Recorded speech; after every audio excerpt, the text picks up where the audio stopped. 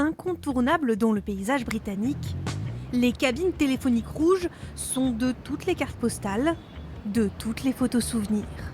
Des emblèmes pourtant en voie d'extinction. Détériorées, hors service, couvertes de publicités suggestives, abandonnées face au triomphe des téléphones portables. Mais ces vestiges, des Britanniques ont décidé de les sauver en leur donnant une seconde vie et une nouvelle fonction. Cette londonienne a transformé 2 cabines en un café. À l'entrée d'un parc, chaque matin, les clients défilent. Et voilà 2 macchiatos. Pour la gérante, c'est un numéro d'équilibriste dans cet espace de travail très étroit. On n'a pas beaucoup de rangement, alors on met des choses en haut par exemple. C'est comme un casse-tête, il faut tout organiser, sinon rien ne rentre ici. Laurie a concilié ses 2 passions, le café et les cabines téléphoniques. Son idée séduit les clients, souvent nostalgiques. C'est vraiment malin parce qu'il y a des cabines vides partout dans le pays. Je suis content de voir ces vieilles cabines servir de nouveau et de façon utile. Bibliothèques partagées, défibrillateurs et même œuvres d'art, les idées de reconversion ne manquent pas, les opportunités non plus.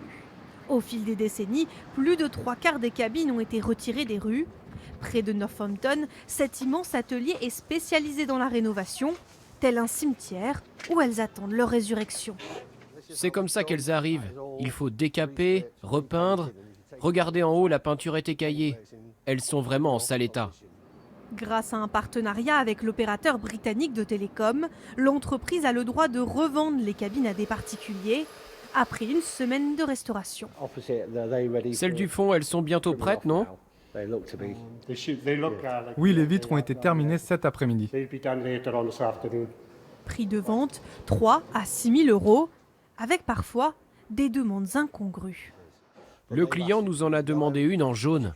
Alors on a tout repeint, même l'intérieur. Mais la plupart du temps, le rafraîchissement se fait dans le strict respect des couleurs originelles. Le même rouge depuis leur conception en 1935. Chaque détail est maîtrisé par les artisans, jusqu'au plus délicat des traits de pinceau. Au bord de la route, quand je vois une cabine que j'ai rénovée, ça me rend fier parce que c'est grâce à moi.